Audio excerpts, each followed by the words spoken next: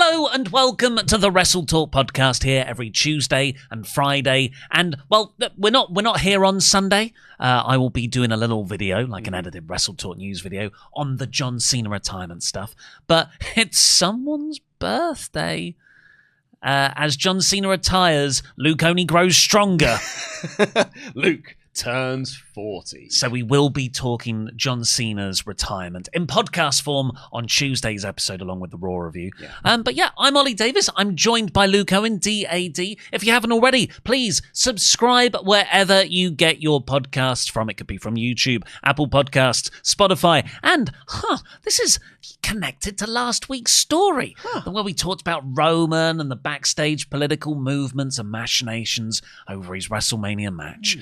H. Hoff 9K writes, I heard from a source inside WWE that when they asked Roman why he wanted to change WrestleMania plans, he pointed to his contract and, to their surprise, part of his signature was a QR code to this podcast. And Hunter said, "Come on, kiddo."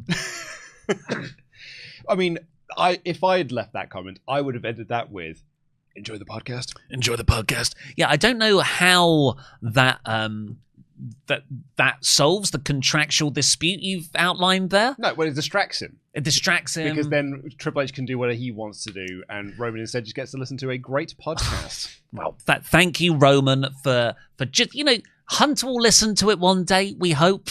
He certainly consumes everything else online. Why not us? But we will be talking AEW Dynamite, as usual. The Winter is Coming special, which was a banging episode of wrestling TV. Very, very good wrestling TV. Because we had this and NXT this week. Killer show. It's been a very good week for wrestling TV. But we are going to be kicking things off today, talking about a topic that broke on last Friday. So we record this show on a Thursday, and then it goes out on the Friday.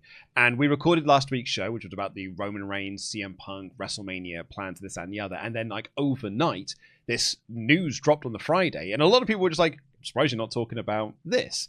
And then we were talking about maybe we'll do it on the Tuesday podcast but we was like, now let's talk about Saturday night's main event. Let's talk about this on the Friday show. Let's let it sit. Let's do slow news. Let's think about it. And good job we did, because another wrestling swerve happened in the story. Yes, because I'm glad that we didn't do it on Friday as well, because a lot of it was on Friday, man. I saw some of the thickest people on the planet claim that they knew a lot of what was going on here. Sean's our friend. But I feel Sean was one of the smarter people, melts to the way that he talked about it. And what they were essentially saying was, no one knows really what this means of anything. But man, there were some absolute dumb idiots being like, this is the death of AEW, this is going to kill AEW. And I was like, it's not even finalized yet, because then on Monday, going into Monday, Paramount come in to be like, we're doing a hostile takeover. We are going to get this deal through. So the consortium. We are talking about Netflix buying Warner Brothers and what that could mean for wrestling. How does it tie in with WWE? How does it tie into AEW? Yeah, and, much to the grifters' glee, I think, which is probably where the bulk of the insane bad takes came from, or bad faith takes, let's call it, is, we can spin another version of AEW is dying. Yes. And, this is the biggest existential threat to AEW's existence. We talked about this months ago. Yeah, this is like AOL Time Warner merger, all that stuff going through and a shake-up behind the scenes there is what ultimately led to the cancellation of WCW. Yeah, as amazingly, there are a lot of parallels to be drawn from the Time Warner merger with AOL in the year 2000.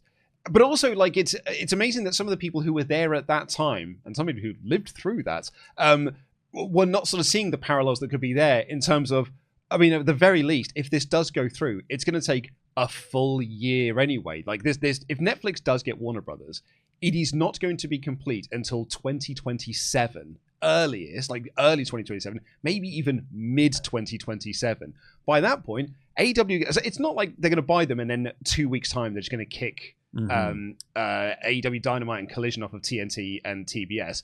Because aside from anything, they're not buying the TV stations. They're only buying the film library and the film studio and HBO Max. I can't wait for the bit when Disco Inferno sees so many people going in the AEW is going to die because of this Netflix deal direction. He's like, this is a conspiracy. AEW is working with Netflix. And he goes the other route. But shall we... I've got a timeline I've gone through. If anyone's a bit confused about that, that is a reference to a podcast that has yet to come out where back in 2001, when TNT officially cancelled... Don't explain it, Luke. When TNT officially cancelled Nitro and Thunder, Disco Inferno did a radio interview where he said, no, it's not. It's an elaborate work by Eric Bischoff. We're not actually being cancelled. Someone, because we just don't have the time, we're making all the Christmas content right now. If you could just make a list of like the main grifting podcasts, trace their history back to WCW and ECW, and see what they said at the time about that deal and how potentially wrong they were, and then use that evidence to inform your opinion on their takes in 2025. Yeah. I actually don't know what Disco Inferno makes of this at all, actually. Yeah, well, we can assume. So, Skydance. Yeah. We all know Skydance, right? It's the film production company behind Mission Impossible Fallout, World War Z, True Grit, Jack Reacher, Star Trek Into Darkness. The weakest of the Star Trek reboot movies. Star Trek Beyond. The best of the Star Trek reboot movies. So this is all by a guy called David Ellison, who Marina Hyde on The Wrestlers Entertainment refers to as Kendall, because his father is Larry Ellison, the second or first most richest man in the world. It sort of switches between the two of them. Depending on how many AI chips have been ordered that week, yeah. That's where his fortune rises. That's the sort of business he invested in. You've got the video with Jensen Hyung or whatever his name is. And then you got the Larry Ellison family. So David Ellison, in his 20s, he's like, I love film. I'm going to start a movie studio. And then he does what I would describe as a scattergun approach. You've got, True Grit is a really good Coen Brothers film. Then you've got some sort of working relationship with Paramount, which is where all the Tom Cruise properties come from. Star Trek. Anyway, it is ultimately a production studio that makes big blockbusters a handful a year for Paramount. Yeah, you've seen their logo at the start of movies. But it's hardly like A24 or Blumhouse or, a sort of studio that's revolutionizing Hollywood. It's just a production studio run by a guy, with his dad's money. Yeah. That is what it is. It would have gone bankrupt if it wasn't thanks to the help there. So, in July 2024, Skydance was like, well, why don't we just buy Paramount? Why not? Which is an insane thing to do, because they are a production company. Paramount is just the studio. Multiple sizes bigger, but hey, he's got some pocket money. He's got the money. So you can buy anything with a lot of money. The official word is they merged, but really it's a Skydance purchase of Paramount. That's why Paramount is called Paramount Skydance now. And that new entity is $28 billion. Yeah.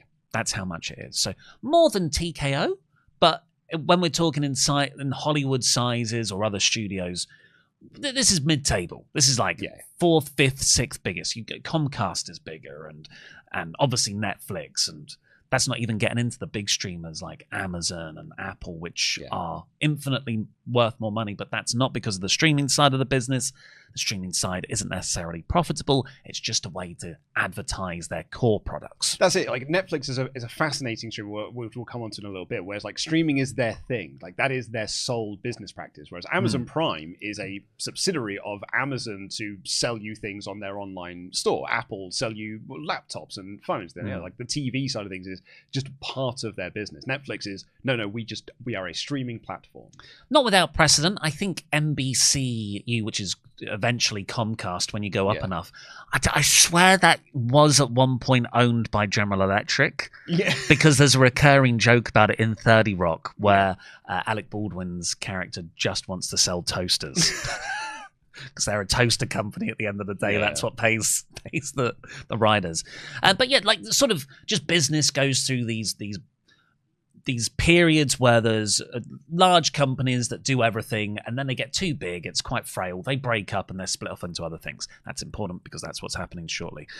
So just to get a flavour of David Ellison, beyond what we've already discussed, in 2014, he launched a new line of men's clothing. Cool. So yeah, diversification, which is a word we are going to be using later on, which I think is a key part of the Netflix conversation. Diversification. So as soon as the sort of thing was complete, so just remember the timeline, because as you pointed out, when people say, I'm going to buy this thing, actually there's loads of due diligence and mergers and everything. It takes a long time. Minimum a year. So that was announced in July. It was complete in August 2025 this year. Yeah, if we want to compare this, let's do a lot of the AOL Time Warner comparisons. The AOL purchase or / merger of Time Warner was done in January 2000, was completed in January 2001. When the bubble had burst. Well, the bubble burst then 3 months later, unfortunately. It burst in March 01. So that's complete in August. Oh wow, David Ellison, technically an incredibly inexperienced studio head, has never run a studio before, and now he's in charge of one of the big Hollywood legacy brands.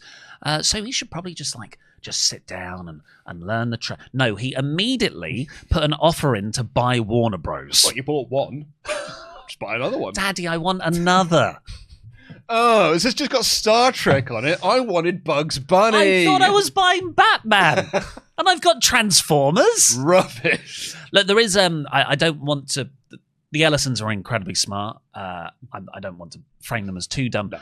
Because one thing they could be doing here is hoovering up vast amounts of IP to ultimately train their AI systems on. Because the family business is computer-generating chips to do AI. And one thing Hollywood does need is a complete overhaul in how they operate, because they frankly, they pay themselves too much money. Yeah, well, yeah, and also on the other hand, what they don't need is unoriginal ideas, which is probably what would just come from if you just hoover up IP, then feed that into AI, because it will just feed you back here are more of the same films, and then you end up with sort of just this homogenous, every film is the same thing. But on the other side of it, it's I'm also not going to frame them as dim people, that fun as though that is. It's the Disney method. Like when Bob Iger came in, his whole thing was just like, well, we've got a lot of great IPs here, but what if we bought more of them? What if we went and we bought Pixar? We'll buy Pixar, and then Pixar becomes Disney Pixar. It's like, well, that works. Well, let's buy Lucasfilm. I do think it's different. They're just sort of buying content, and the rights to the content overall, so they can put it in theme parks and whatever, when they've got the rights to it, of course. Those specific rights for that specific park. The Marvel ones are hilariously complicated. I do think that it's probably, this is a tip of the iceberg play to more fundamentally change Hollywood production. I think they're gonna. I think they're probably gonna position themselves as the leader in. Oh well, we're gonna cut costs of how movies are made, because we own all these two huge studios plus a massive AI infrastructure. No, I don't disagree with that, but also it's an IP game currently, and so if your idea is to hoover up IPs, the best thing to do then is just to have as many of the IPs as possible, because that is going to give you more leverage in the long run. But the IP here would be used to train the AI. So he put in an offer, Paramount, to buy Warner Bros. Discovery at $50 billion. This isn't public, this is reported. It was in the range of, that's widely been interpreted as David Ellison just trying to undercut and get a cheap deal. Warner Brothers, who had just done a merger not that long ago with Discovery. You always used to frame it as a snake trying to eat an elephant. Yes. It was like, no, you are too small of a thing and have bought too big of a thing, and this is not now working out for you. Which is very similar to the Skydance Paramount merger as well. But people have had a go at David Zaslav over the years for a number of reasons, quite rightly so. He is someone who clearly does not care about content and sort of care about actually making films. He just wants to make money. And that has meant that some films just get shelved. However, you cannot argue with the success of Warner Brothers this year. The Warner Brothers have had an absolutely killer year, and that is because of a lot of the decisions that Zaslav has made, business-wise, that have led to a record-breaking year for Warner Brothers. And ultimately, his job is to get the shareholders the most money, and because they're the real consumers. As sort of infuriating as their business model has been, this week it's HBO, next week it's HBO Max. Ultimately, he's like the belle of the ball, and everyone's like, oh, can we buy you? He's one of the most powerful people now. Yeah, he has taken a company and made it worth way more than it was when it was last merged. Can't argue that's surely that's a mark of success. It's very frustrating. It's worked out for him very well. It's so frustrating. I wanted to see Batgirl. So and Coyote versus Acme. There's a couple of months behind closed doors that there's sort of back and forth, like Warner Bros. The whole sort of the Warner Bros. Separately, Warner Bros. Discovery, David Zaslav's big genius plan, which a number of other companies have done or are going through, is there's loads of boring stuff like TV stations and magazines. We're going to split that off into its own business because it's dwindling. Still makes money and will make money for the next 10 years, but we don't want it because it will drag our overall price down in the stock market. So that's the old stuff. And then the new stuff will be streaming and studio. That's where Batman, Harry Potter, HBO Max is, all that exciting stuff. Yeah, and the rest of it is the linear TV side of things. Your TBSs, your TNTs, all that sort of stuff. Which is where, wrestling does eventually play into this.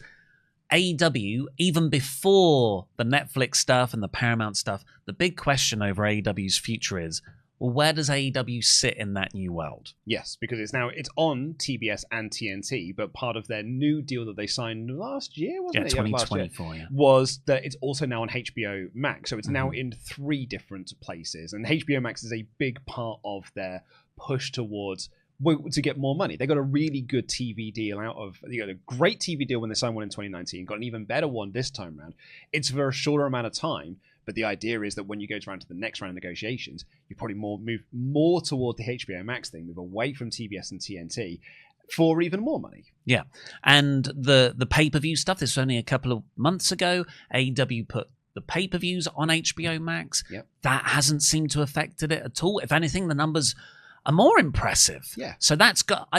We do not know the HBO Max numbers for AEW. They keep them very close to the chest. Like, reportedly, even AEW, Tony Khan, does not know these numbers. Yeah, which means they're either astronomically great or astronomically bad, and HBO and Warner Brothers just don't want to talk about how low any of their viewing figures are. Yeah, which is sort of across the board with streaming services. Yeah, that's why they don't boast about that. That is not exclusive to HBO Max. That is across the wide spectrum. It's like, not telling us, because usually businesses talk about how good things are going. It's often what they tend to do.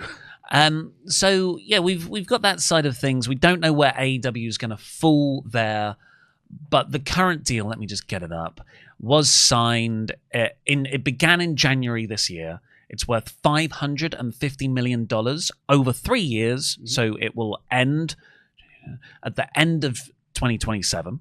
If that works in your head. So December 31st, 2027 is when the current AEW deal ends. It's $185 million per year. What's really important, however, is in that contract, there's an option for a 4th year. Yes. We'll come back to that because that's probably the boring answer to all of this is, well, they'll just extend it, and because everything else is too up in the air. Yeah, that's the only thing we can really solidly speculate on. The other really boring answer to this, sorry to bury the lead, is that nobody knows anything. The honest to on that Friday when all of this came out, the smartest person in the room, and it's amazing to say that he's the smartest person in the room talking about this, was Meltzer, because Meltzer went on Wrestling Observer Radio, was like, no one knows anything. Yeah. No one has any idea how this will affect or could affect AEW, or even if it has no effect on AEW. Literally, no one knows anything. Yeah, we won't know for a long time. So, Paramount, they make that $50 billion quite, offensive first one. A lot of people have seen it as, Ellison trying to do a mark of inexperience, really. He's entered the world of Hollywood power brokers. And I do think that strategically, long term, it's been an error, because what happens next? They go back and forth. Apparently, it goes up to 62 billion. I've found numbers between 62 and 95 billion because there's leveraging of debt, which I do not understand, I'm afraid. Yeah, that's also part of it. It's also because it's based on the share price of things at that time. I'm saying, we're going to do X amount of money per share. Yes. And obviously the share prices and shares values and everything can go up and down across time. So that's factored into this overall number that is based on the total amount of shares at that price. But it's also something about it's $30 million of debt. But these are all cash offers. I heard it was $10 million worth of debt, or $10 billion worth of debt, maybe, and that's where it's like $80 billion, but it's really $70 billion because you're taking on $10 billion worth of debt. Yeah. I don't know. That's the bit I cannot get my head around. I need Brandon Thurston. Well, this is sort of like, the weird thing of business is that, well, like Netflix themselves are a company that's massively in debt. And now they're offering, like $80 billion to buy it. I was like, how are you? I don't think they're in debt. Are they not a company that's in No, debt? they've been profitable for quite a while now, I think. Yes, Took a while. Profitable overall, but overall as a company, I think they are a company that is in debt. So Paramount, it's like there's this sort of closed round of bidding where potential suitors put in their offers. We've seen this with the WCW stuff as well. And Paramount offer around that 62 to 95 billion, whatever it is. But there's a swerve. Uh-oh. And this was the news that broke last Friday. Out of nowhere, Ted Sarandos, who's the CEO of Netflix, Reed Hastings is like the founder, but Sarandos is the CEO. They have offered 87.5 billion, technically lower than the higher estimates of the Paramount offer, all cash, and only for the new part of the company. When we said it was going to split into two, it's only the streaming bits and the movie studio. And the reason why it is lower but potentially more beneficial to Warner Brothers is because, as you say, they're only after the film bits. They're only after the library and the studio and HBO Max. They don't want TV, whereas Paramount, or Skydance Paramount, was for all of it. And the reason, so that's why their price is higher. But in some cases, and John Campea was talking about this on his podcast, could be seen as overall a lower offer because they're not offering enough for the TV side of things. They're offering a lower amount per share than what Warner Brothers think the TV department is. So although Paramount's offer is larger, it's actually worth technically less than what Netflix's offer is, who are also taking less. So the big thing here to all wrestling fans when this broke, because really Netflix is going to buy Warner Bros.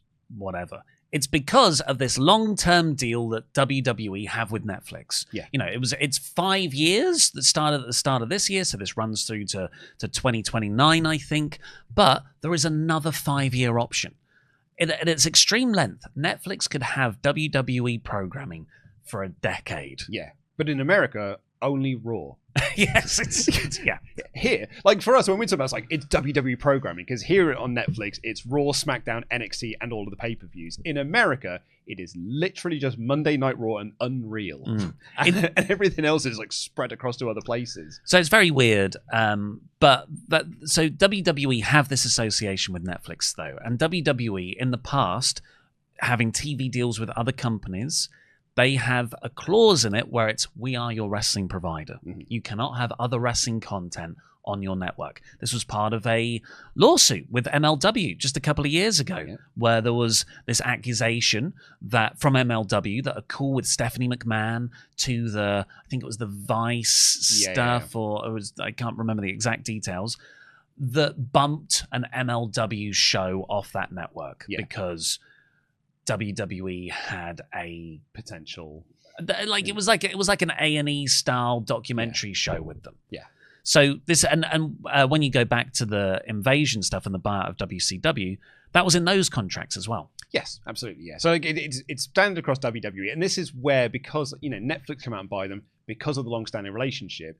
If you don't go into the weeds of the deal or anything like that, or if you just have a base level understanding, which is, I think, fair enough if anyone just has a base level of what this is, you just see it as, well, Netflix, I'm going to want AEW. WWE, I'm going to want Netflix on AEW. They would block them, AEW on Netflix. So we'll just block that, and then that's the death of AEW. In its simplest terms, that is the way to look at this. Of course, there's way more to this than just a very simple thing of 1 + 1 = 2. It's more like 1 + 1 equals... Well, actually, I'm not really sure, because we don't really know what the second one is. Yeah. So, because the day after I got an email, everyone got an email, I think. It was weird. Netflix emailing me to let me know about I think it was a bit of PR work, to be honest. But just in case you haven't seen, this is important that you know that we have put in an offer. I didn't get that email. Oh, did you not? Well, the reason why I didn't get that email is because I signed up for Netflix on an email account that I have not used in like 10 years, 10 plus years or so. Oh, the Luke Owen is cool at hotmail.co.uk. Absolutely, yeah. It's like an old Yahoo address. Yeah. But unfortunately, if I want to change it, I've got to get into that Yahoo address. And guess what? I'm not going to be able to get into that anymore. Yeah, and it's full of Groupon. Just Groupon offers up the wazoo. So that they said in that email, don't worry, everybody. We're going to keep Netflix and HBO Max separate. Yeah. So you're like, okay, that sounds good for AEW because they wouldn't be able to block, WWE wouldn't be able to block it because it's on a different broadcaster. That is the diversification that we were alluding to earlier. When people heard this news, the assumption was just like, oh, all the HBO stuff, HBO Max stuff will just end up on Netflix. But what Netflix have been saying is like, no, we're going to keep them as two separate entities because they could just put them all together and charge one price, but you can make more money by keeping them as two separate things and charging two separate prices. And you will like that is an overall way to make more money. They are trying to treat these things as two separate entities and two separate businesses. So when you put it that way, then it shouldn't affect AEW whatsoever. I don't see it happening. I think that there's been so many examples of companies going, these are going to be separate, don't worry. Yeah. And this is really just a way to get the deal approved. Mm-hmm. And in 3 years' time, then you blend them all together. So I do not believe it at all. It probably would not last forever because you can just combine the two things together much easier. Yeah, even though there's the sort of economical argument of, but you can make more money from making everyone have two streaming services and paying that. The sort of market competition aspects of it is better for the business in the long run, not for the rest of civilization, for it to be one thing and you just raise that price. Not as high as two individual. Feels like a better deal for the consumer, actually isn't in the long run. Dude, you and I did a podcast in 2016 where I said to you, eventually they're all just going to become one big streaming service and they're going to call it cable. Like we have gone through, we're going to go through a period for the next 10 years where there's going to be all of these streaming services crop up and eventually they're going to realize none of these actually make money. Let's just consolidate them all into one thing at one big price and we're back to where we started with cable. I said that to you in 2016. Yeah. And it's live sports, advertising, all these things have crept into Netflix's business model. Of course. When it was always, no, we are binge watching. That's it. HBO style stuff. Business has to change, and not the thing that you're doing doesn't work forever. So you do have to make changes, and eventually what you'll go back to is the thing that just worked previously. So you're like, okay, well that sounds bad then for AEW's future, but that is so far in the future. By that point, there'll be another thing they can do a deal with. Maybe it's Amazon because AEW you can get pay-per-views through Amazon Prime now. So there is a deal or relationship there. The difference between the WCW purchase, where Future Media were trying to get it, was that Time Warner owned WCW, but then selling that off. Tony Khan owns AEW. There's, a lot of talk of like there's a stake within it by WBD, but if Tony Khan can just buy that stake out, ultimately he owns AEW. The worst case scenario of all of this, if they got kicked off of TNT, if they got kicked off of TBS, if they got kicked off of HBO Max, he still owns AEW and it's his money. He could just run this show with no TV and just do the pay-per-views and stuff. Like TNA Impact, like they just between their TV deals they had with FSN and I think it was Fox, FSN and then going towards Spike, they just did the TV episode of Impact on their website. They could run it on, they could start their own streaming thing and just put a bunch of money into that until the money runs up. Then the company might, but that could take years upon years to happen. That would be very bad for them, though. There's the TV revenue or streaming revenue is by far the largest income source for these promotions. So really, they wouldn't be able to go weekly. That would fundamentally change the company. But my point is that that is worst case scenario. We'll just do the episodes on our website and then we'll do the pay-per-views through Amazon Prime and through our other partners. Or they can just take the TV show to another network and try and get a TV deal with them instead. Like Tony Khan, a very loyal person, clearly wants to do this with Warner Brothers, but if that is not the option he's got, then he would be able to go elsewhere. You see, this is the bit that I haven't seen people talk about, which is Warner Bros. Do own part of AEW. So we know Tony Khan has admitted, we got you. He's revealed that he has 100% of the voting stock. Yeah. So ownership of a company can be split in multiple different ways. There's sort of like essentially creative control, right? And that's the voting shares. Tony Khan has 100% of that, so he makes all the decisions. Ownership shares, however, Warner Bros. Discovery own under 10%. Yes. If it was over 10%, they'd have to declare it publicly. But so they have let's say a 1 to 9% stake in AEW itself, which was a part apparently at the start to get it off the ground. Yeah. And Warner Bros., that means they are invested in AEW being a long-term success. Yeah. So, if Netflix bought Warner Bros., they are also technically buying, let's say, 5% of AEW. For the sake of argument, let's say 5%. It's probably around that, 4 or 5% maybe. So that to me then becomes, well, if I'm Netflix, this is a better deal. I own part of it anyway. We've got a 5-year get out on WWE.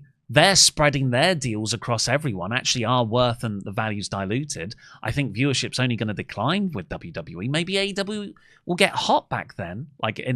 So maybe AEW takes the spot on Netflix. This is full-on fantasy booking. What will likely happen is they'll just divest that share in the merger or whatever happens, and it will go to Tony Khan. That is more likely. That's what I was going to say. I think that's the more likely scenario, that Tony Khan just gets back, though, that bit of the company. But it's fun, isn't it? But it is fun. Because you imagine it's just like, that's actually now the number one wrestling promotion that's on Netflix and this. I don't see it because WWE is too large a commodity. It's too large of a brand for them to just be like, well, let's sack that one off because we own a little bit of this one. Well, I think if... look, WWE have a history of falling out with business partners. Sky Sports. Sky Sports. Fox. Yeah. Fox were very unhappy with the ratings they got in the end. Sky were furious, and they had like a 20-plus year relationship with them. I don't see this ESPN deal lasting very well over the course of the thing. I think once the Saudis... Freddie Prinze Jr., they're already unhappy with it. Yeah, I think the Saudis, eventually, once they've used WWE to sports wash their own image, they'll move on from WWE. Yeah. Look, WWE have done these huge money deals that go for ages.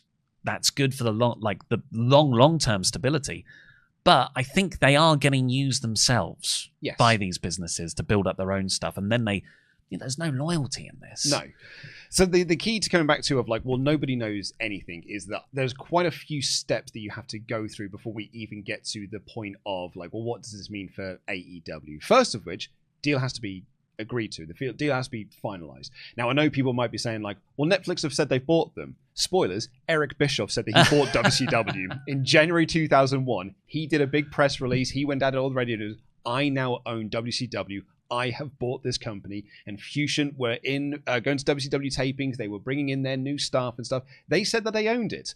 I don't want to bury the lead. He doesn't own it anymore because by March, Vince McMahon owned it. Turns out he didn't really own it as much as he did because a lot of things happened and then the deal fell through. Yeah, and this is what's happened with Netflix because they did the big announcement. Again, I think it's a lot of press stuff, that email blast. It's sort of it's counter-programming on a sort of Hollywood scale because several days after Netflix's announcement, Paramount launched a hostile takeover. Yeah. This is straight out of Succession. So straight out of Vince McMahon. Yeah, this is what he did to get himself back into the company. He did a hostile takeover. So a friendly takeover, as they're called, is just a normal one where the management, the two companies' management's we're on board with this. Shake hands. And shareholders, it's good. Trust us.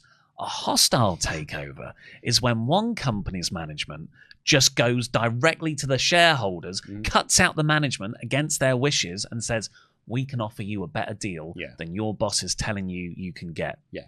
They're lying. They're not saying, they're not giving you the full picture. Here's what's really going on. Here's the number we're offering. There's a wrestling precedent for this very recently, which I don't think is resolved yet, but a bunch of shareholders of WWE alleged that Vince McMahon only took the TKO deal because it would keep him in power. Yes. And it wasn't actually the best deal for the shareholders of the company. Shareholders can sue over this sort of stuff. Yeah. I think that's not going to go anywhere because the TKO deal has actually been incredibly good for WWE's share price, so their argument will fall apart. But if that did go the way they allege, and there's this a $20 billion offer for WWE on the table from the Saudis, let's say, but Vince goes for the $10 billion one from the UFC merger because he gets to stay in power, then the shareholders would have a case and go, no, you're a publicly traded organization. Yes. So that is the next step of this is that Paramount are trying to block it. The Ellisons also have ties within the Trump administration. So like now Donald Trump is being asked about this, about what he thinks could be the deal. The DOJ are getting involved in this to try and like stop the like there is every chance this Netflix deal does not actually go through. And they are the Eric Bischoff of this story. And the Ellisons are the Vince McMahon of this story. There's also, Netflix might not have ever intended to buy. Have you ever listened? I've heard someone say this as well, to being like it was just done to try and bump the number. It was basically just one big ploy by Warner Brothers and Netflix to bump up the number elsewhere, so from Paramount. Have you ever been selling something on eBay and someone is winning the bid, and you're like, if I make a new account and I bid £5 more, then they'll have to bid £10 more, and I can get more money overall. So this has precedent again when Disney bought Fox in the late 2010s. Was it Comcast? Yes. Launched a last-minute bid. It was all going through, and Comcast were like, actually, here's $10 billion more. We're just going to offer you a little bit more, actually. We've created a new account. And Disney were like, oh, God damn it. We had it all agreed, and now we've got to pay more money. It's a hilarious thing to do. Because Comcast are like, well, either we get it, which we're not against having, or we make our main competitor spend more on it. Yep. Lol. So Netflix, having heard the Paramount thing, swoop in, do this deal, and this is why I think as the overall thing, AI, it's pocket money to them at the end of the day.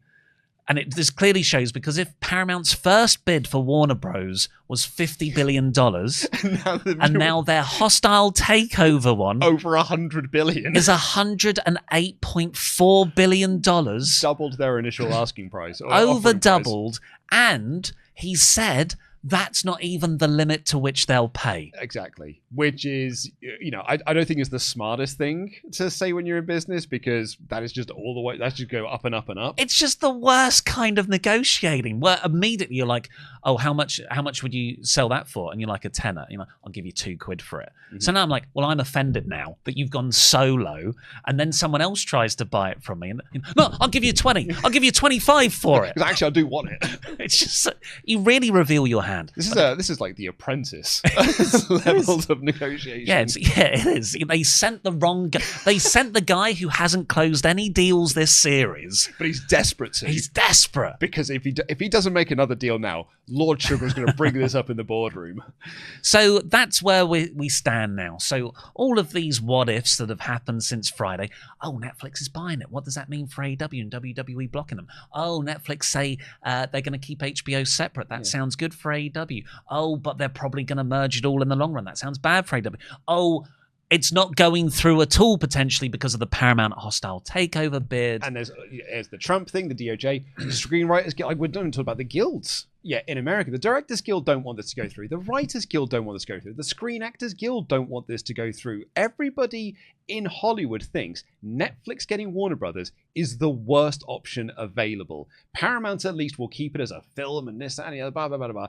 And so Netflix are now like, oh no, we're committed to theatrical releases, which is, you can say it as much as you want. I don't think anyone actually buys that you really do believe that. I do. I think Netflix, if they do this, I think just like they adopted advertising and they will live do sports. If it makes them money, they will do.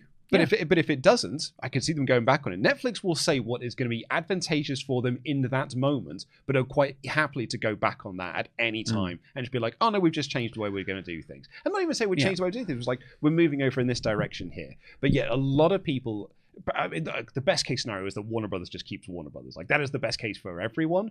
But without David Zaslav. In some cases, without David Zaslav.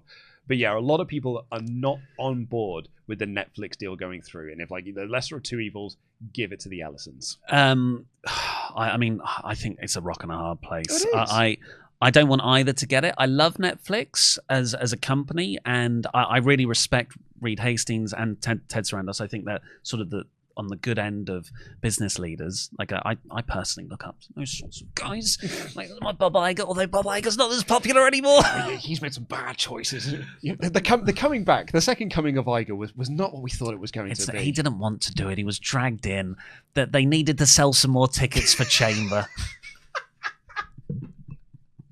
So the problem is, if Netflix get it, it screws over civilization, because that will consolidate like the number 1 and 2 things. With like monopoly power is, I think, the biggest reason for everyone feeling the cost of living and everything.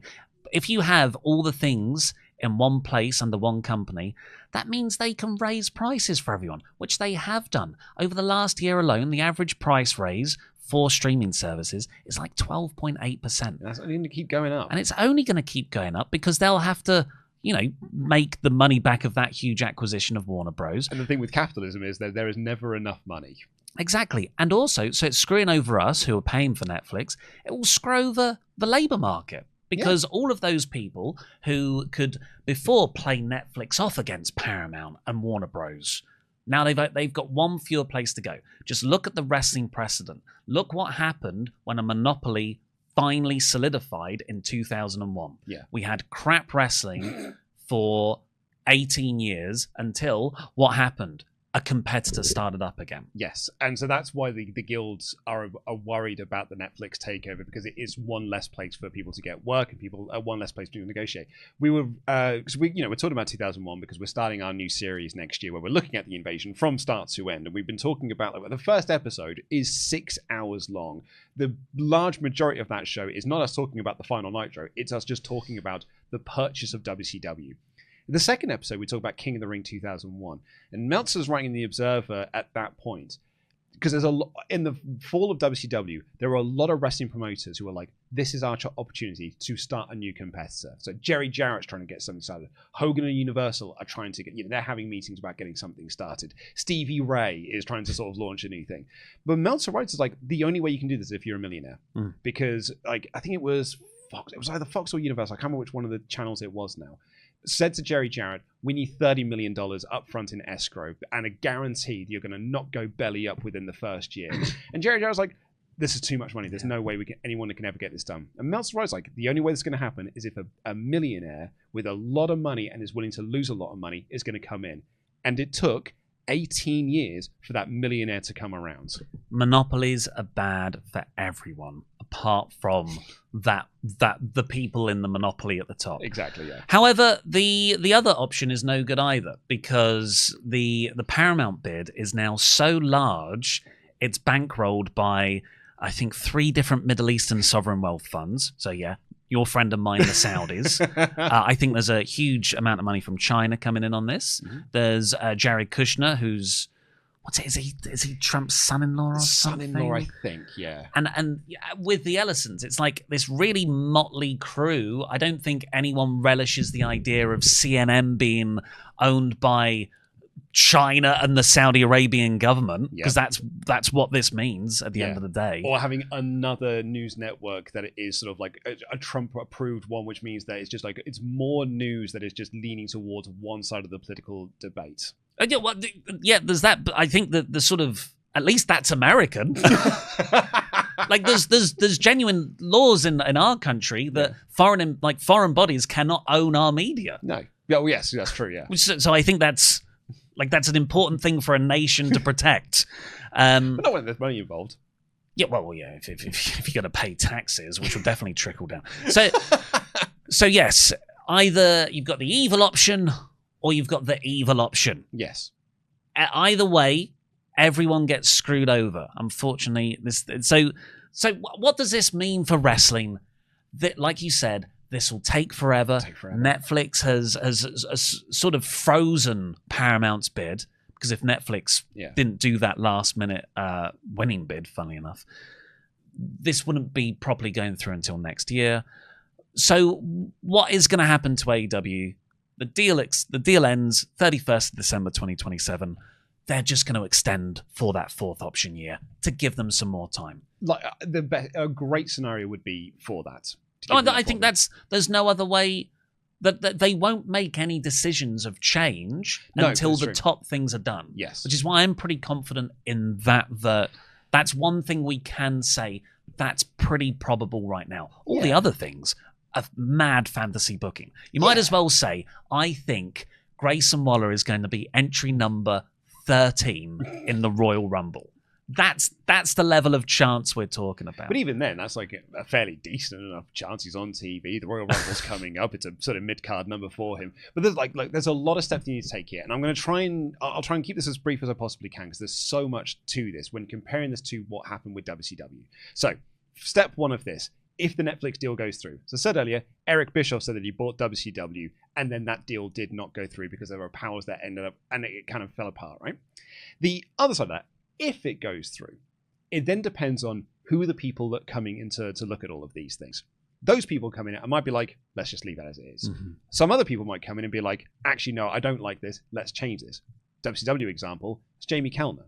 Jamie Kellner comes in. He's hired to be this new head of programming for Turner. And he decided that I don't want wrestling on TNT. And that's what kills WCW Nitro. But it's not even just Jamie Kellner. There's a secret other guy that doesn't ever really get talked about in this discussion. He's part of the Guy Evans's Nitro book. He was brought in middle of 2000 to rebrand TNT because they decided TNT does not have a identity. So he spent the next half of the year doing lots of meetings and rounds of conversations and market research and focus groups. And at the end of it decided wrestling doesn't really fit on our network because that's not the sort of audience we're trying to target. So Kellner sees this and was like, that actually works for what I want. Let's get rid of wrestling. So there's two avenues there. What if that guy didn't come in? What if Jamie Kellner didn't come in? WCW might have remained on Turner. So there's that as well. And then there's another step of it. What if they just decide we're going to keep this as two separate entities and everything works out fine over here, everything works out fine over here? Nobody knows anything. There's so many variables to this story. And the comparisons you can make to WCW are almost infinite in a way. Yeah. Hilariously so. Yeah, if you think anyone in Netflix or Warner Bros. Or Paramount is going, yeah, but where does AEW fit into all of this? Exactly. It's not even. Do you know, they're interested in Batman. Yeah. They want Batman. They want like Wonder Woman. They want the DC. They're not interested in AEW. They probably don't even know that it's on their stuff. And also, they're not like if it's Netflix, they're not buying the TV stations. Yes, yeah. Like so, it could. But they are buying Max, which is where that's and TNT Sports. I do have So Netflix wants to buy Warner Bros. Pictures, DC Studios, Warner Bros. Television, Warner Bros. Games, so essentially production studios, HBO Max, New Line Cinema, mwah, still love you, New Line, and TNT Sports. And Paramount want all of that, plus the TV channels, essentially, which is Discovery, Bleacher Report, HD. Do you remember when AEW was on Bleacher Report pay-per-views? Yeah, I do, all of the freaking things this company has failed at. HGTV, college football playoffs, CNN, TVN, TNT, which is where AEW airs, TLC, not the match format, but the TV station. Or the R&B group from the early 2000s. Yeah. Eurosport, Nove, NCAA, something called H, the Cartoon Network, the Food Network. Oh, no, not the Food Network. That's actually, of all the channels here, that's the one I've got the most value in. I've got the most stock in the Food Network. Where's Guy Fieri going to sit in all of this? What does Guy Fieri get? What's the future of him? TBS, which is the icon on the Women's Championship belt. Yeah, it's where Dynamite airs. NHL, surely not. Maybe it's just the NHL broadcasting. They don't own the NHL. DMAX, Adult Swim, Discovery Plus, and TNT Sports US. Oh, so that's interesting. Paramount want TNT Sports US, but Netflix want TNT Sports International. Yeah. So another scenario you can look at. Imagine watching the Olympics on Netflix. I mean, that's probably what they want. Yeah. So, another avenue to go down here of just like, what does this mean? If Netflix do get it and they split across and they're just buying the film side of things, then AEW can remain on the TV stuff. They might just lose HBO Max. And who knows if that's even having any impact on the show whatsoever. It might have had no impact on the show whatsoever, which means nothing over here actually changes. We're not going to know anything about how this affects wrestling, WWE or AEW till the middle of next year. And even then, you probably won't know much about anything until towards the end of the year, maybe even into 2027, 2020. Like, it could be mid-2027 before you know where anything's going on. We're good towards 2028.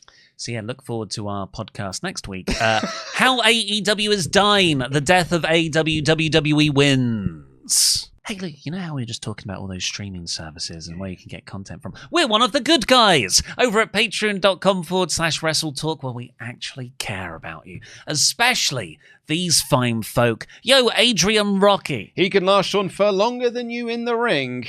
Starbucks Stephen Custer. Shield Maiden, the Zornies. Burly Rob Burwell. Let him cook, Alex. Apoc Alex now. The Swiss submission machine, Andreas Fulgistalia. You can look, but you can't touch Bella Pearson. I'm afraid he's got some bad news. It's bad news, Bob the Ninja Goldfish. Chris Hellfire Brimstone. And lastly, for this Hall of Fame class, on Friday, the 12th of December, 2025, the Blade Barrier, Christopher Sordillo.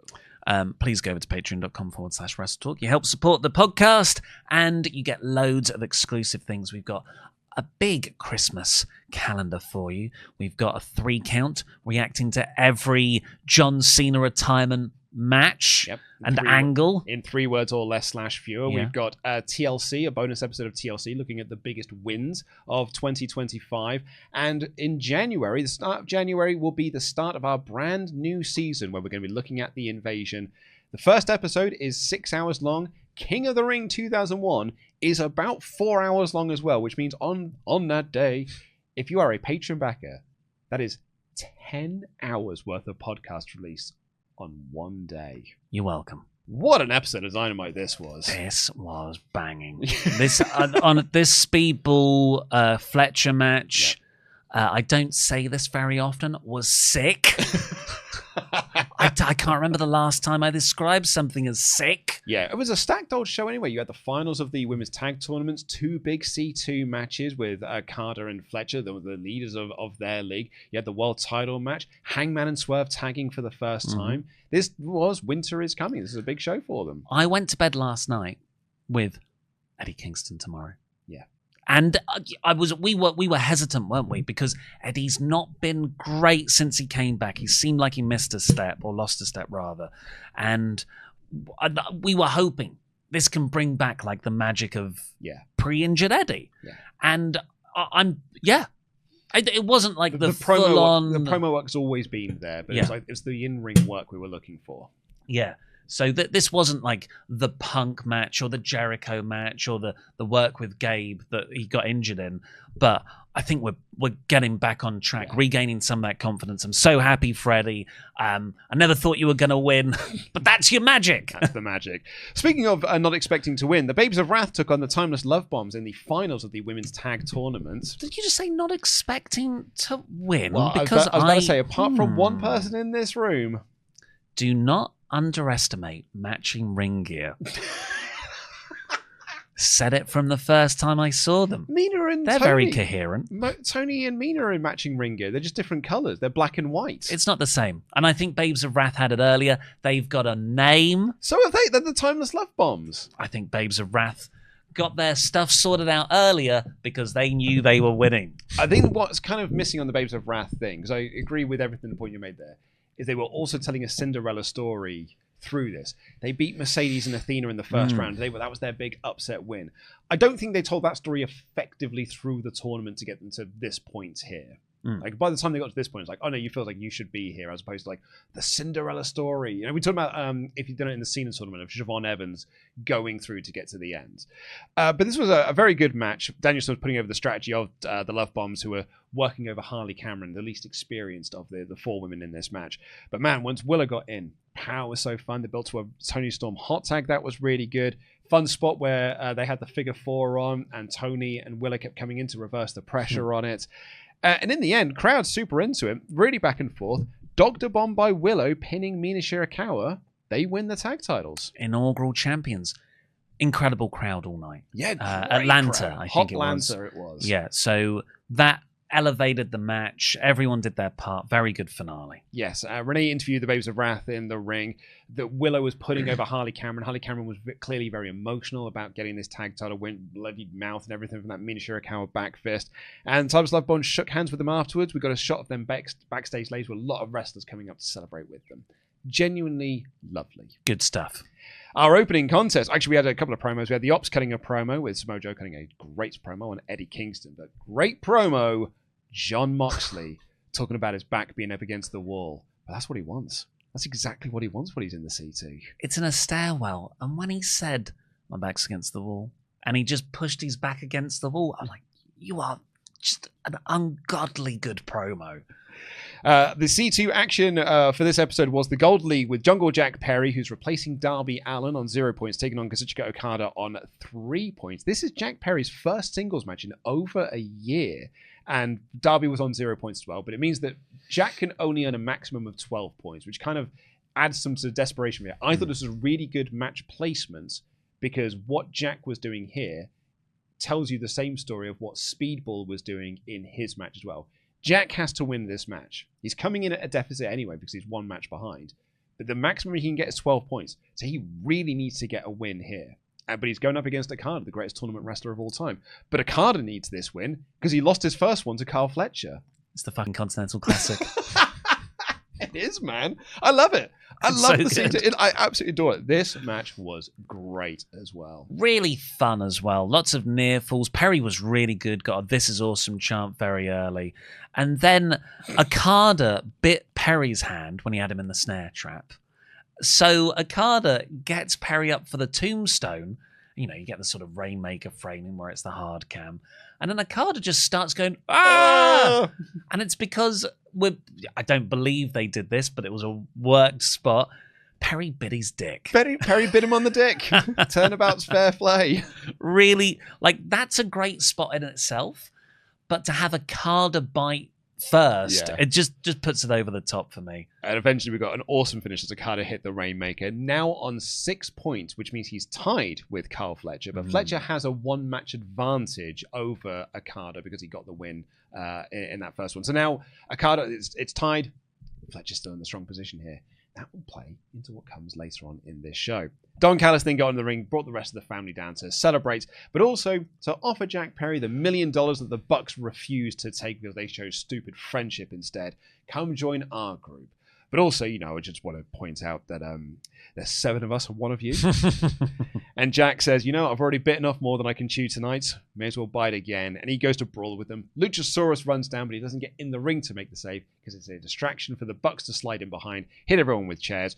BTE trigger to Okada, and they're about to get Don Callis, but Takeshita makes the save and he takes the bullet for Don Callis, which will make Don Callis' eventual turn on Takeshita all the more sour.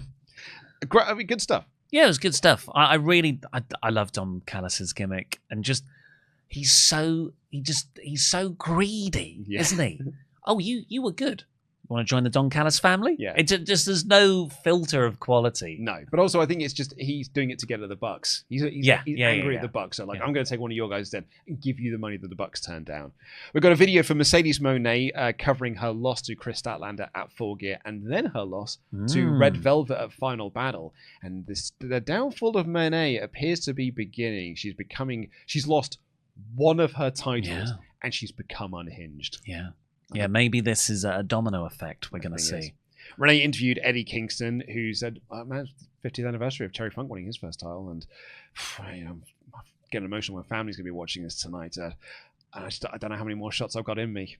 Just perfect. So good. Like, here I am going like, yes, Eddie Kingston promo. He's going to cut a really fiery speech, and it's going to really make me excited. And then he does this really low-energy, emotional one about Terry Funk's legacy and how he's maybe approaching the end of his career. He zigged when I thought he was going to zag, and it was better for it. So great.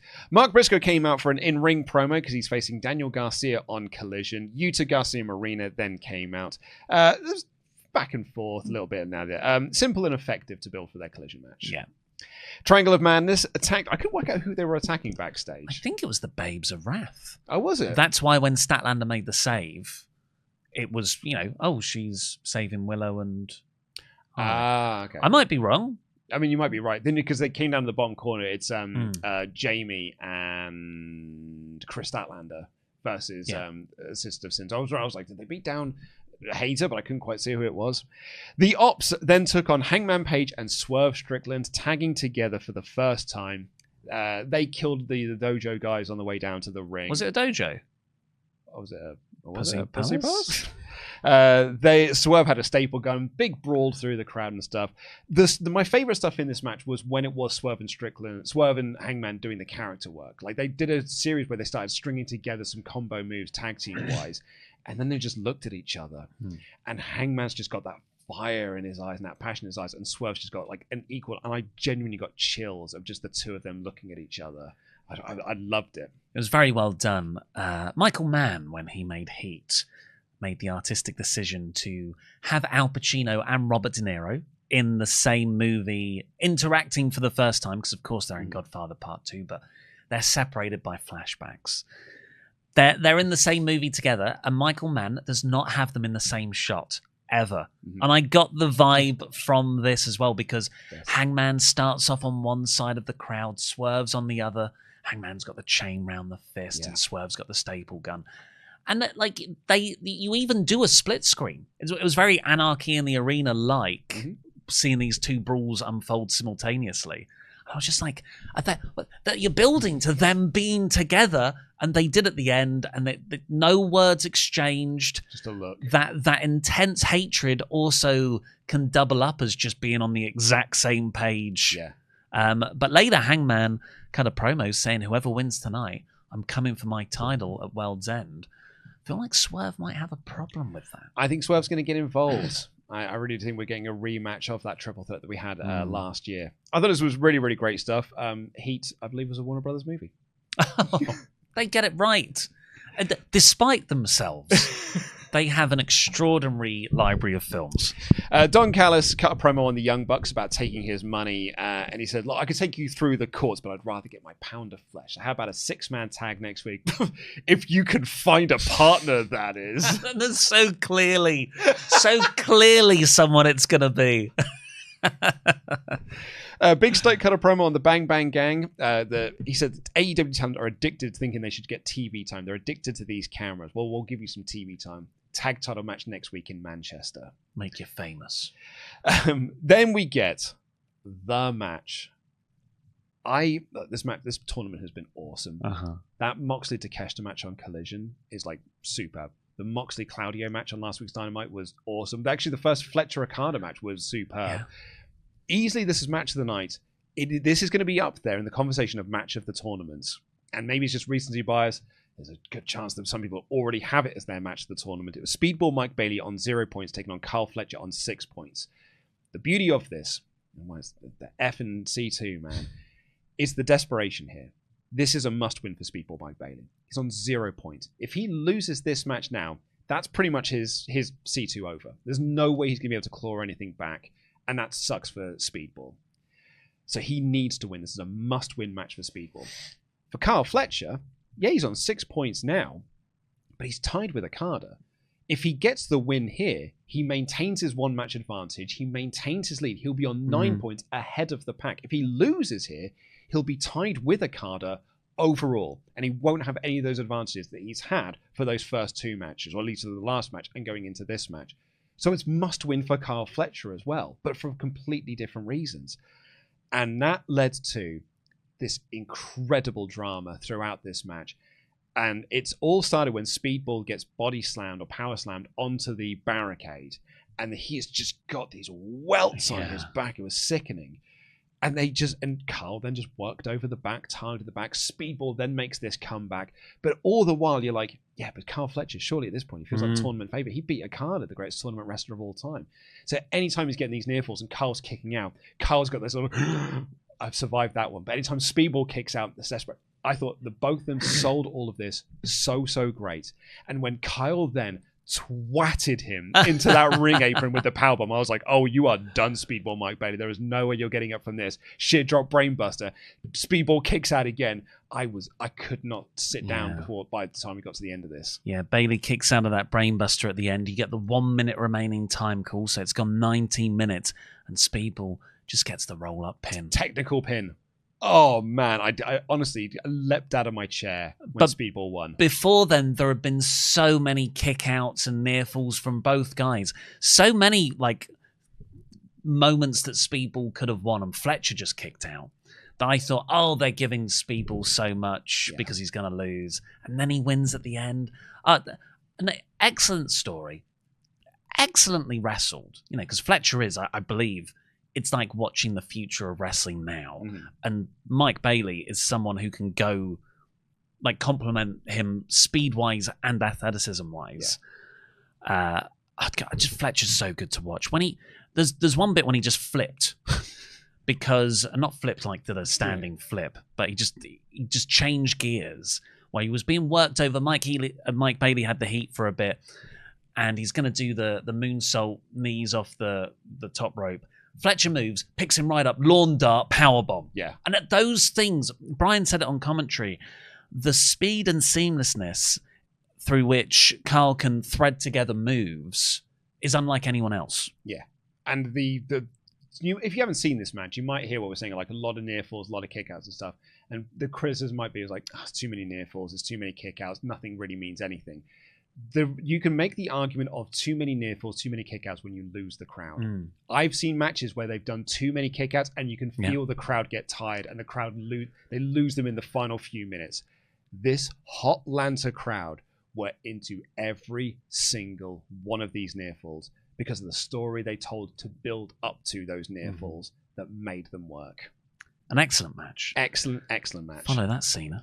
Hangman then cut a promo about, you mentioned earlier, about coming for the world title, and the Young Bucks said, we do need a partner for next week. Luchasaurus, you want to tag with us next week? And Luchasaurus goes, and he points, and it's to Kenny Omega's locker room. And the Bucks are like, it could be Kenny. And they knock on the door. Do you want to do this again? Should we get back together again? And Kenny's like, I don't need it for the money. If I can get my hands on the Donkhouse family, I'll be there in Manchester. Yeah, he didn't seem too bothered by it, though.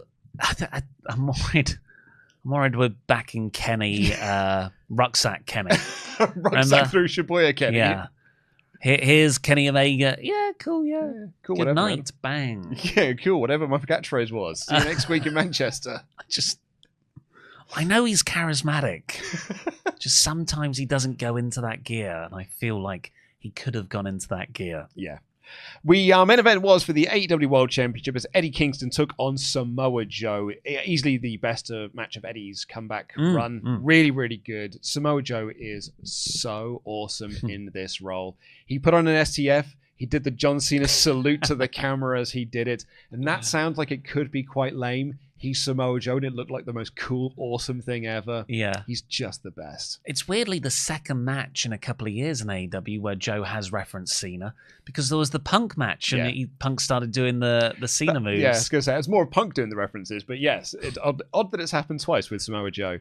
I really enjoyed this, and Eddie with the very slow tap out because he couldn't survive the kick in clutch much longer. That is how I want Cena's match to end on Saturday. I want the slow tap out from John Cena to a Gunther sleeper. He finally gave up. Take that, kids. Believing in him. Don't believe in your heroes. And then Michael they Cole let you down. Michael Cole with tears in his eyes and go, he gave up. Yeah. And then he'll go, and next up we've got Sol Rooker versus Bailey. Yeah, like it should be the main event. If you haven't seen, there is a report, weirdly, that the Cena match will start the show. Yeah, which I would argue in some ways does make sense. It's when you're going to have the highest peak of live viewership for people tuning in. That's not true. I don't know why you're getting this. Because the casuals... That's not how boxing things work. But that's different. People tune in for the main event. But that's on pay-per-view, right? Yeah, or but the ones on TV as well. UFC fight cards are on TV. People are going to be watching this from the very get-go. They're going to be sat down to watch this from the get-go, get them while they're there, give them the match thereafter. The bad side of this, and why I think this completely falls, as I said in my news yesterday, it's narrow-minded because the second that match is over, boop. Yeah. Attention economy. I'm going to find what else I'm going to watch instead. Stranger Things. I'm going to flick over to Netflix and watch Stranger Things. Which means then, the whole point of this show, which is to put over the younger talent in Sol Rooker, Obafemi, is a waste of time because those casuals and lapsed fans who you're trying to appeal to won't be there to see the future of WWE. Yeah. So it's narrow-minded and it's small-minded. On this episode of Dynamite, great big thumbs up for me. Yeah, excellent show. Yeah, give me more than a thumbs up. You know what I mean?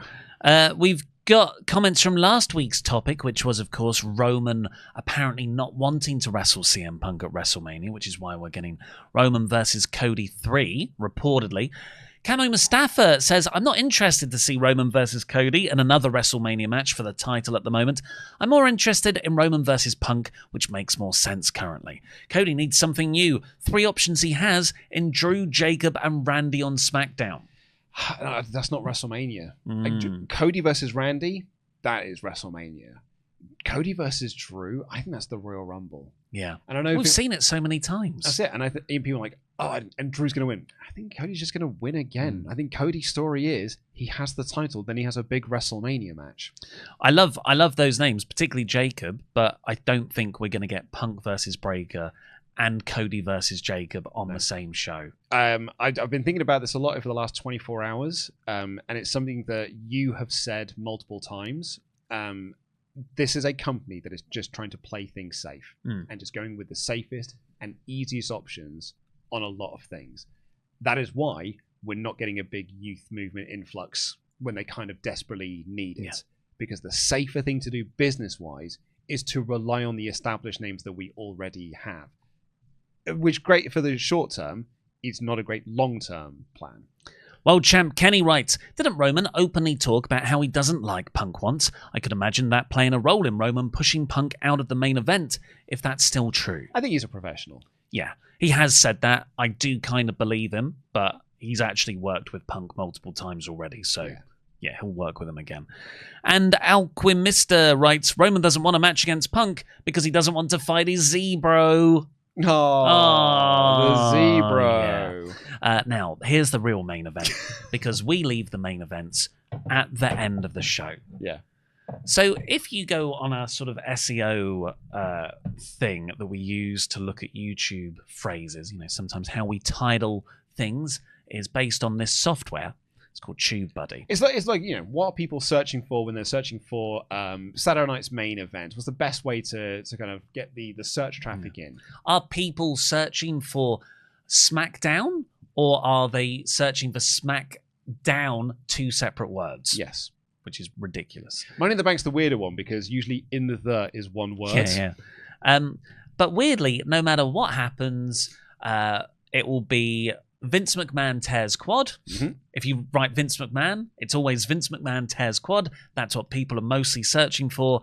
And with John Cena, it's John Cena prank cool. And I joked to Luke that his news episode covering the John Cena Saturday Night's Main Event news should just be called John Cena prank cool. Yeah. And you went, what is that? I don't even know what that is. And you were really surprised by this because you thought that you said to me, this is probably more well-known than the Braden Walker DVD parody. I mean, I think just looking at these YouTube numbers in multiple factors, yeah. So Brandon Walker... sorry, I said that wrong twice. Braden Walker DVD. That has... like 20 billion views, 300,000 views. John Cena has 57 million. Whoa, that is big. All right. So I didn't realize it was this long. Let's see how long we get. And hopefully this doesn't get cut out of the podcast because we accidentally do some kind of... It's not a hate crime, is it? No. But it might flag for copyright because we're playing it. So that's probably going to get flagged. So that might, everything we just went through there might be cut out of the YouTube version. Yes. So what we've done, can we just patreon.com/WrestleTalk? There will be a jump cut that you've just seen because I forgot how much licensed music was in that. I mean, and when you say you have so much licensed music, the one licensed music, which is John Cena's theme song. Used over and over again. Yeah. Sorry that's not in the public cut. Hey, it might be. Sorry for you, Luke, who has to edit 2 versions of this podcast now. Look, I actually might not have to edit 2 versions of this. Probably be Kieran, I'll get to do this. I think he might as well. But this is definitely going to get flagged. Hey, it might not do. Then why not do it if it does? YouTube will cut it out themselves. Saves me the job of doing it twice. Well, go over to patreon.com/WrestleTalk. We'll just export that bit and you can watch our... well, here's the thing. It's like a reaction video. People do reaction videos. Yeah, but I'm not sure that's what people want from a reaction video. It's me going, Yeah. No, trust me. This will push us over the top. This is how people do the reaction vids. What is it going? Okay. Yeah. So what they do on Gogglebox? Yeah, no, I think they're a bit more like you wouldn't cut to those two people from Bolton just being like, oh, okay, yeah. Like the ginger girl. Yeah, and they're actually very funny. They're very funny. Yeah. That's what I mean. Like, they've got something to say about something. Like I have very little to add to that conversation. That was my reaction. I was like, I think. So you had never heard that before? Never heard that before. Wow, 57 million other people had. Yeah. Well, maybe it's actually just, one person who's watched it 57 million times. It's this guy over right here. I think that there is some humor to be found within that. I think the third call was the best of the three. It's just, I also just inherently don't trust Americans. And I think that a lot of this is just it's as fake as pro wrestling. Oh, you think it's a work, brother? Most things are at work. Listening to it there with a cynical ear. Yeah. It's surprising she keeps picking up the phone. That's what I mean. But maybe she's having a bad day and she wants to cut a promo on someone. We've all had those. Come on, someone else. Someone else do something wrong to me. Yeah. I'm going to kick off. Oh, I'm so sorry. I've had so many prank calls today. Tell me more about the military. Honestly, if that happened in England, that you'd have just had five different hang-ups. Mm-hmm. They would have heard not a voice they recognize and just immediately hung up. If anything, it would have been from a number they don't recognize and they would have just hung up. Yeah, God, poor prank call shows and Gen Z. It just won't work, will it? No. They're not going to pick up that. Text me, who's this? Yeah. You don't have to give your recommendation because I assume you're going to recommend that YouTube video. Yeah, we'll link to that in the podcast description. It could do with the SEO bump from being recommended by our channel. You're welcome, channel. Enjoy that 200 extra views we send. My recommendation for the week is Muppet Christmas Carol. Nice.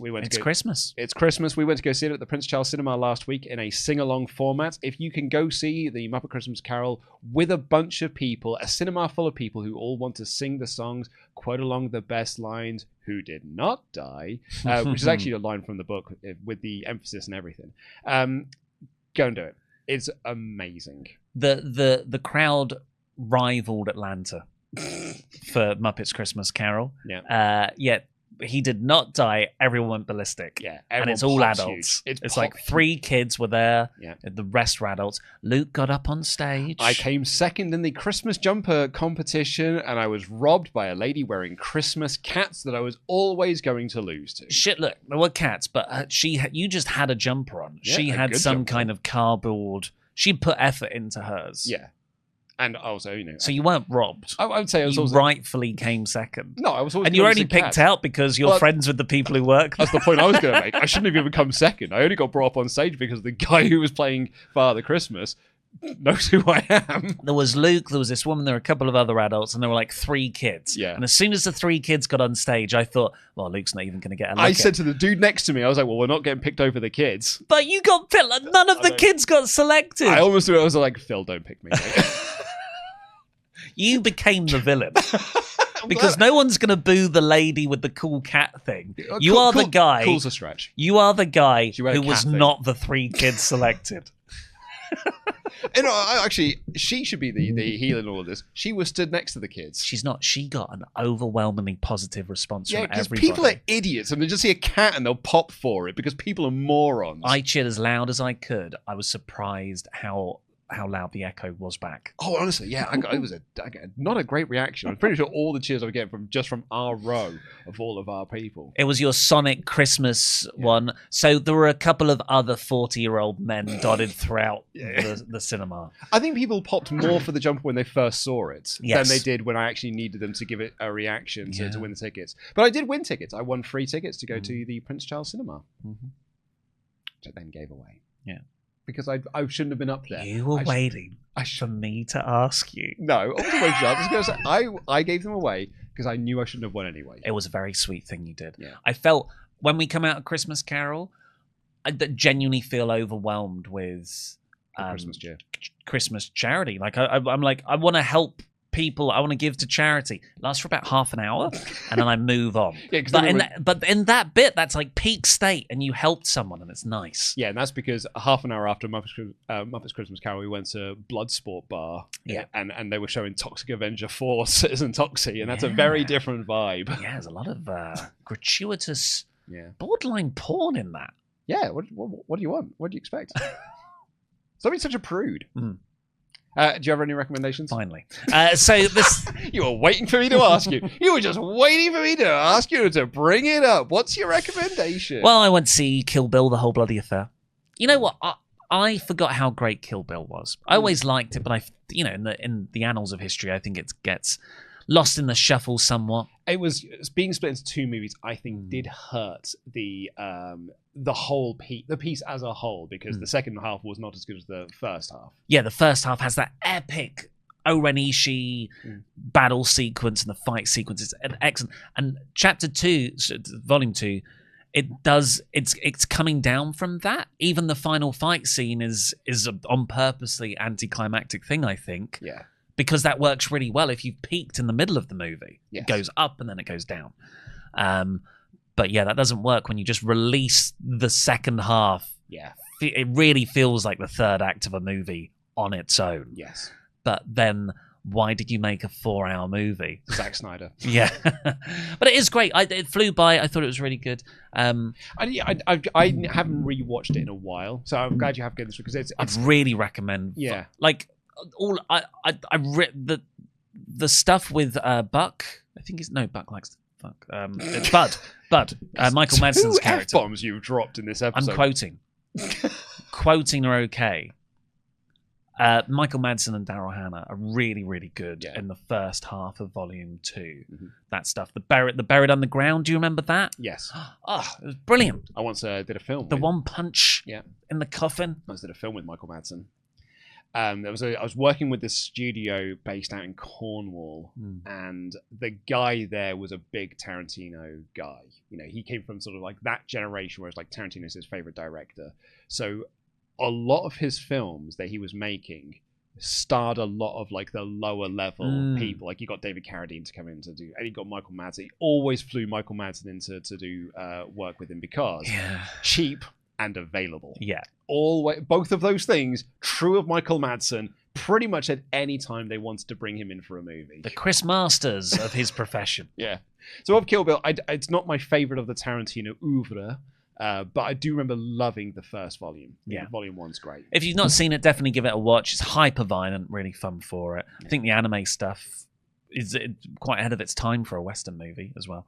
So it's 4 hours, 20 minutes long, and the guy I went with is sort of me and Luke both know him from a while ago, but reconnected. Mm-hmm. And he said, "Oh wow, 4 hours 20. What's the longest film you've ever watched?" And I love this question because I always win. Because I once watched a 9-hour film. Whoa! It's called Shoah. It's about the Holocaust. It's a documentary. The idea is it's such a long film. It's incomprehensibly long, just like the Holocaust is incomprehensible. So yeah, I both get to absolutely trump anyone else. No one comes close. And I get to say, like, it's sort of film about the Holocaust. It makes me feel great. You didn't say Snyder Cut. Didn't say it felt the longest. And, you know, the guy I went to see it with was like, wow, that's really good. You really like films. I'm, yes, I do. What's the longest film you've ever seen? Expecting, like, I don't know, Snyder 3.5 or a 4 or a 5 at a push. 12 hours. Whoa. Impressive. I didn't know a 12-hour film existed. And it was a silent movie. It was Abel Ferrara's like 1920s Napoleon, unfinished. It's 12 hours long. Yeah. And in the last like third, it's projected over 3 different cameras. Oh, wow. So the image is super wide. Yeah. That's cool. I feel like my identity has been shattered. I've always been able to hold on to that. Yeah. You should talk to him about the Snyder Cut then. The Snyder Cut's not as long. Can Yeah. I just say that all of the DC Extended Universe? Yeah. Didn't watch it in one go. No, but I mean, so I can't answer that question. I think Snyder Cut is the longest film I have ever seen. How long was that? 4 hours, and a bit. 4 and a bit hours. Yeah. But I have done like multiple movie marathons. So doesn't count. Doesn't count. No. Because What's the longest movie marathon? 25 hours. And that was doing the Showa era Godzilla movies. We watched all 15 of them. God damn. Is it 15 of the Showa era? It's like 14 or 15. We watched them back to back. This is how you can do 6-hour podcasts and I have to have breaks. It was an awesome day. Really, really good. I might have fallen asleep a little bit during Ebera, Horror of the Deep, but in fairness, that film is a... Who doesn't? Right? Yeah. Honestly, who doesn't? That film is a bit naff. It's no Son of Godzilla. That film's incredible. Well, there you go. 2 very different film recommendations. One for the season, one for the whole bloody affair. Yeah, and I was talking about Toxic Avenger 4, and you were talking about Kill Bill. Mine was the bloody affair. Cool. Well, if you haven't already, please do go over to patreon.com/WrestleTalk, where you'll be able to see Luke's crazy reaction. We'll do a thumbnail face of you like... reacting to John Cena prank call. or we just have you totally deadpan. Well, it's kind of funny. It's kind of funny. And yeah, I'll be back on the WrestleTalk YouTube channel on Sunday to review John Cena's final match. I'll probably not watch the rest of the show. Why? After the Cena retirement. Right, I thought for a second you were being serious. Then. I was like, Homer Femi's on the show. And then we'll be back with a podcast on Tuesday, where Luke will be 40 years old. But for now, I've been Ollie Davis. This has been Luke and DAD. Jam that jam. Jam that jam.